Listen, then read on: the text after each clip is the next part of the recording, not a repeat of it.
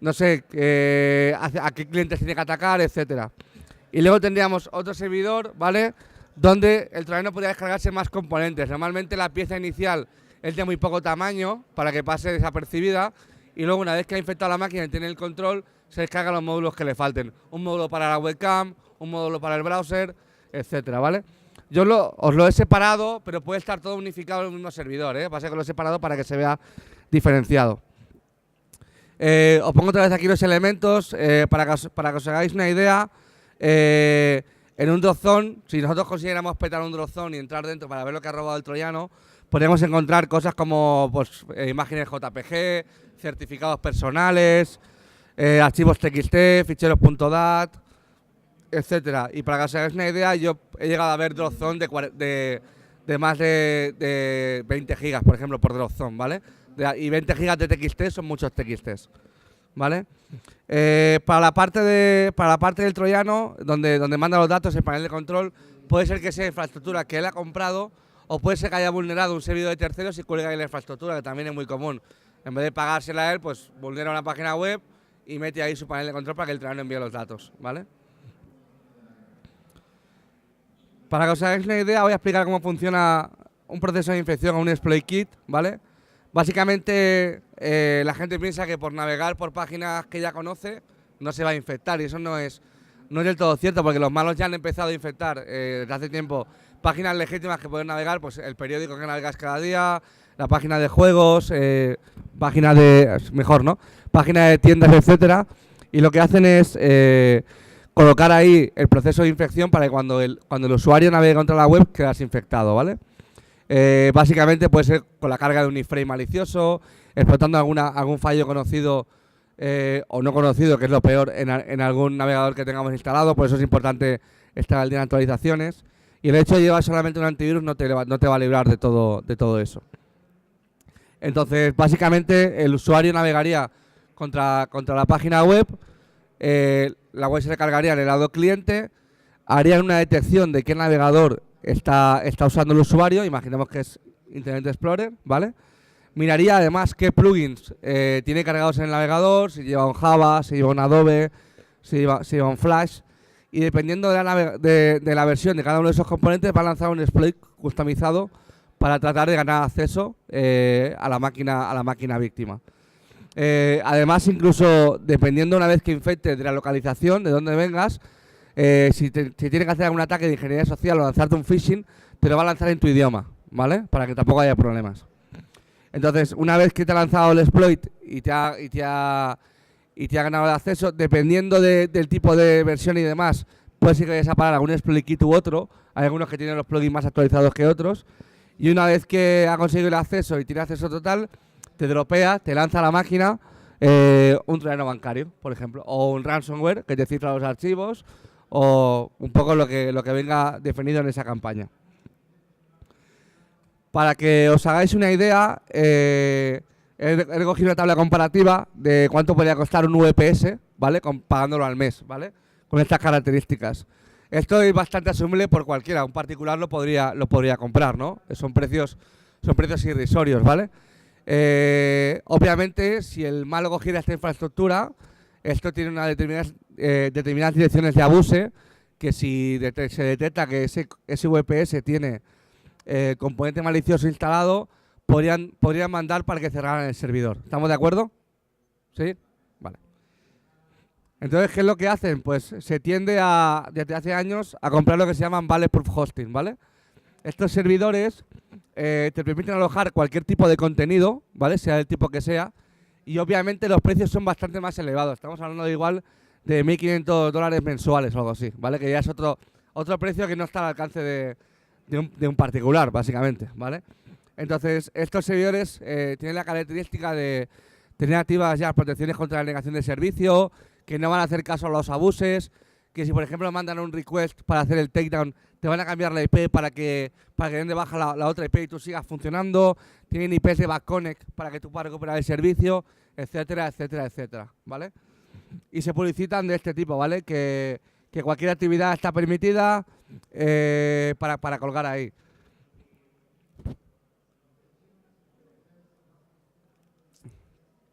Si por ejemplo estamos en una investigación y nos encontramos con un bulletproof hosting, va a ser complicado dar de baja la infraestructura, ¿vale?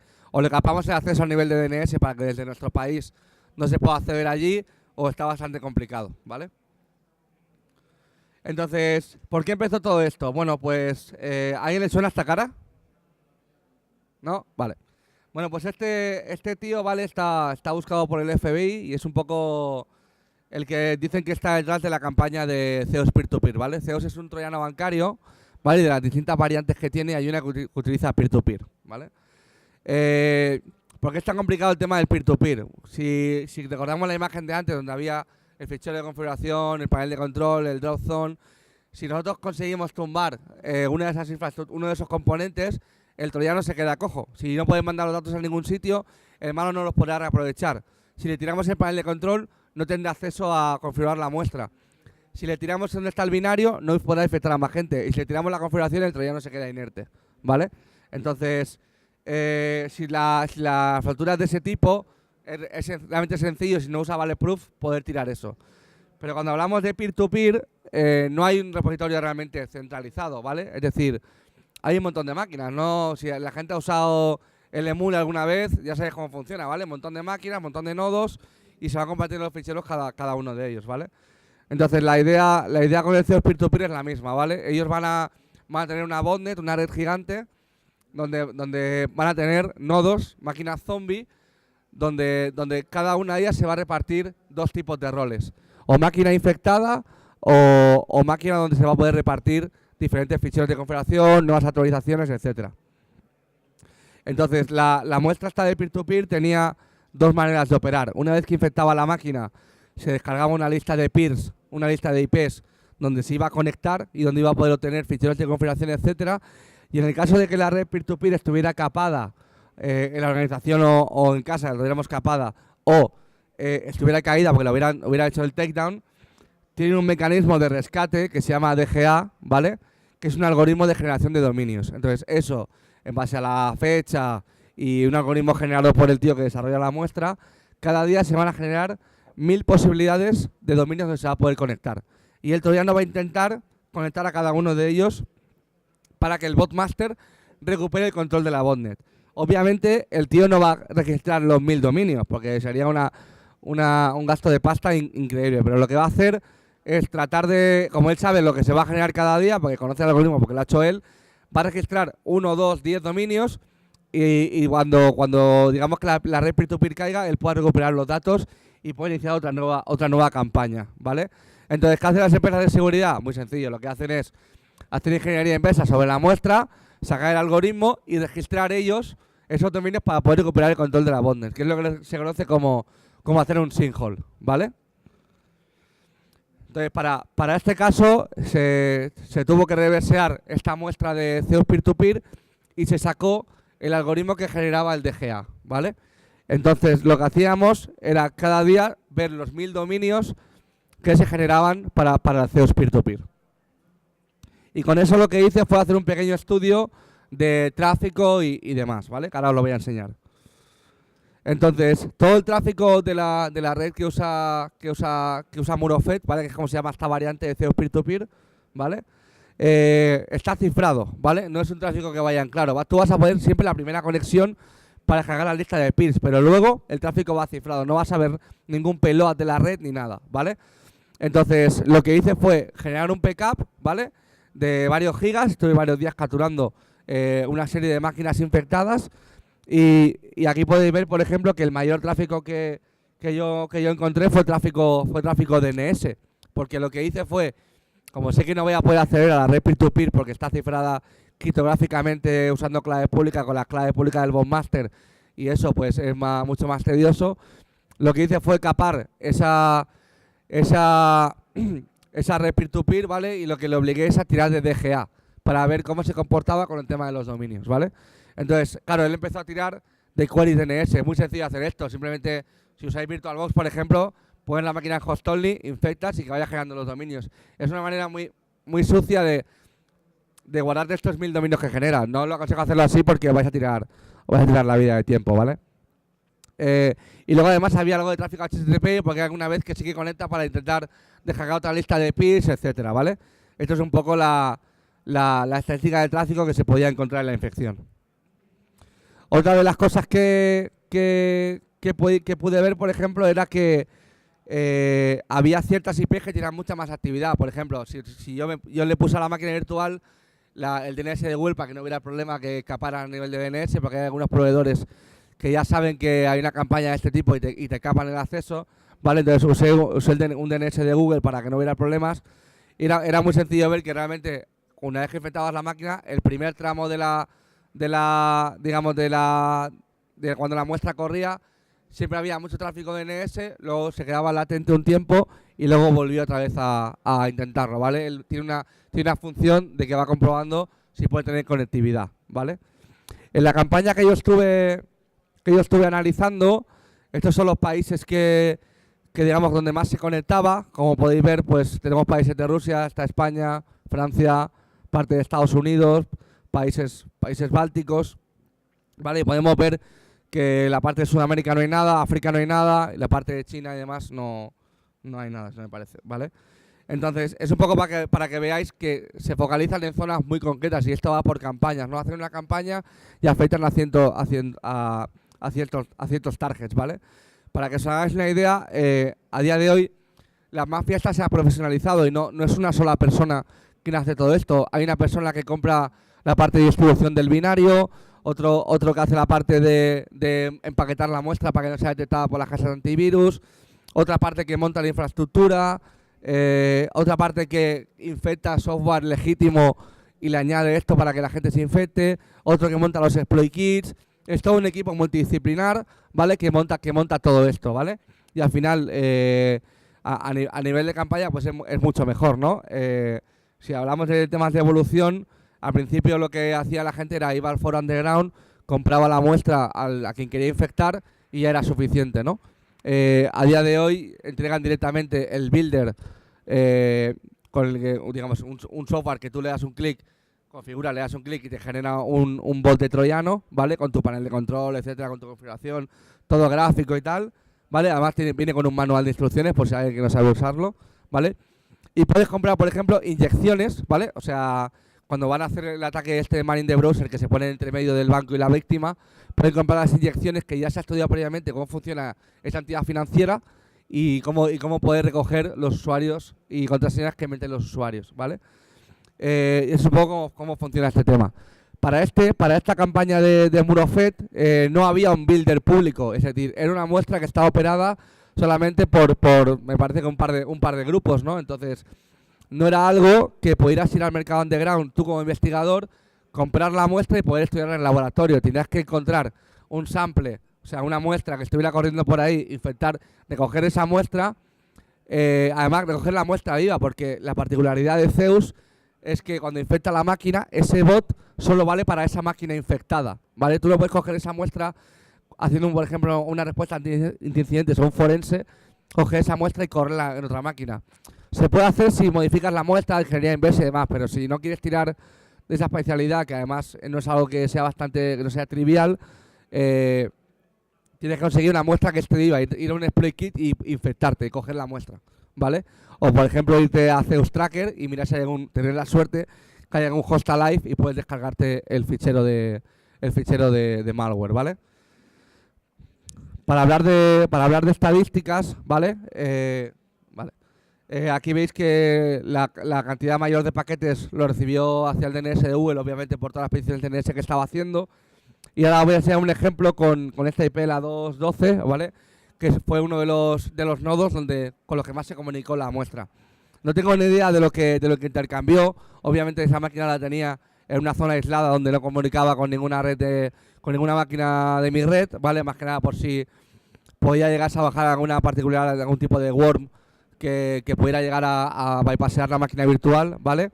Y obviamente también tuve que tunear la máquina virtual para que no pareciera que era un entorno virtual, porque también le añaden protecciones para que no puedas correr la muestra en un VMware, etcétera, ¿vale? Mirando esta IP, lo que hice fue mirar en el tiempo qué dominios se habían mapeado a esa IP, ¿vale? Esto se conoce como Passive DNS, ¿vale? Y esto te va muy bien para poder relacionar campañas, porque hay muchas veces que los malos siempre usan el mismo pool de IPs, ¿vale? digamos que tienen ya un pool contratado y dependiendo de la campaña que vayan a lanzar, cogen ese pool y van mapeando los nuevos dominios que van registrando, porque obviamente una vez que el dominio ya se ha descubierto que pertenece a una campaña maliciosa, lo que hacen las casas de antivirus, soluciones de seguridad, es marcar ese dominio como malicioso, por lo tanto no les va a servir para futuras campañas. Entonces registran un nuevo dominio y lo machan a la misma IP, ¿vale? Y obviamente como las IPs son dinámicas, pues digamos que las IPs pueden tener varios dominios al estado del tiempo, pues es mucho más sencillo hacerlo así, ¿vale? Entonces para este caso, una vez que pasó un tiempo de la campaña, lo que hice fue consultar qué dominios habían mapeado esa IP, ¿vale? Y si veis en la imagen, estos dominios que son tan raros son los dominios generados por el DGA, ¿vale? Digamos que de los diferentes días recordar, 1000 dominios cada día, ¿vale? De los diferentes días que el troyano generó el DGA, habían muchos dominios de diferentes días que están mapeados a la misma IP, ¿vale? ¿Qué quiere decir con esto? Que el malo reaprovecha todo ese pool de IPs, ¿vale? Y los dominios que va generando los va asignando a diferentes IPs, ¿vale? Un poquito más de estadísticas de esa IP en concreto, ¿vale? La tasa de datos que había transmitido, la primera vez que yo vi ese dominio, la última vez que lo vi. Es una manera de hacer también un timeline, ¿vale? De cómo ha ido el malo gestionando su infraestructura, ¿vale? Para que os hagáis una idea, este es un poco el histograma de conexiones que han habido, ¿vale? Como veis, la actividad es bastante constante, ¿vale? Digamos que la muestra se iba comunicando de forma constante, ¿vale? Entonces, ¿qué desarrollamos? Desarrollamos una herramienta, ¿vale? Para hacer el tracking de estas campañas de malware que usan peer-to-peer, ¿vale? En la primera versión las hemos pasado en el DGA, ¿vale? Y en futuras versiones lo que haremos será, como comentaban antes los colegas de Tortazo, currarnos un crawler que pueda crawler a través de la red peer-to-peer, ¿vale? Entonces, básicamente la herramienta tiene un monitor, un scheduler, ¿vale? Y se usa para hacer ese check de los DGAs, ¿vale? Para los que hacéis auditoría, ¿vale?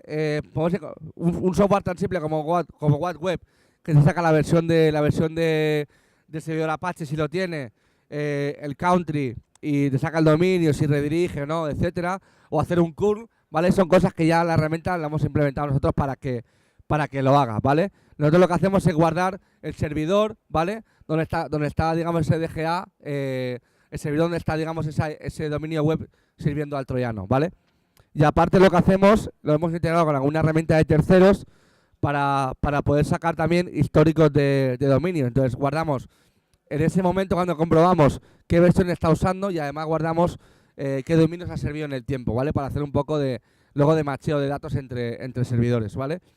En la primera versión se nos ocurrió hacerlo vía mail, ¿vale? Nosotros teníamos un scheduler que lo que hacía era cada vez que esa lista de DGA que nosotros estábamos comprobando cambiaba, es decir, el dominio a la IP que resolvía cambiaba, nos llegaba un correo. De esa manera podemos hacer un tracking de cómo la campaña estaba navegando por diferentes países, por ejemplo, ¿vale?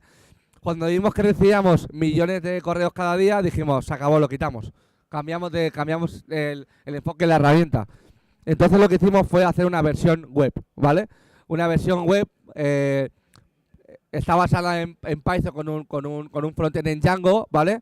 Que era lo más sencillo también para hacer en ese momento. Y lo que hicimos fue meter todos los datos en base de datos, obviamente, ¿vale? Para poder gestionarlo. Para que os hagáis una idea, nosotros guardábamos los dominios con más cambios de estados, qué dominios cambiaban más de datos, de servidor web, de dirección IP, de país, ¿vale? Y eso lo almacenábamos para ver cuán cambiaba la infraestructura, ¿vale? Además, guardábamos los dominios que más activos permanecían en el tiempo, porque obviamente una infraestructura de DGA va cambiando normalmente, ¿vale? Es una de las particularidades que tiene. Por lo tanto, guardábamos los dominios que más tiempo permanecían sin cambiar, ¿vale? Que más permanecían activos. Otra de las cosas que guardábamos era qué dominios estaban sinjoleados por empresas de seguridad y cuáles no.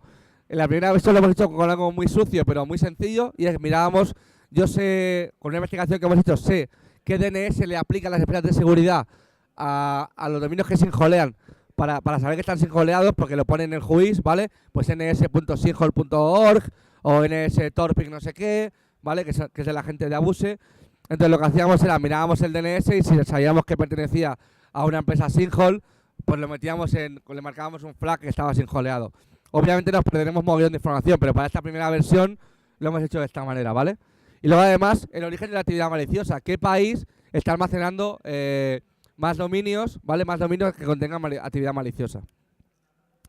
La herramienta tiene un cuadro de búsqueda libre, donde puedes buscar por TLD, por palabras, por IPs, ¿vale? Es un panel de búsqueda libre, ¿vale? Entonces, esta es una muestra del resultado que mostraría, ¿vale? La primera vez que vimos el dominio, la última con actividad, si está caído o está activo, y además somos capaces de dibujar un grafo de la infraestructura, ¿vale? Una vez que vas a ver el detalle de uno de los dominios, vamos a ver la IP a la última que ha resuelto. Podemos lanzar un juicio en ese momento, que ya lo hemos lanzado, por lo tanto lo guardamos en base de datos.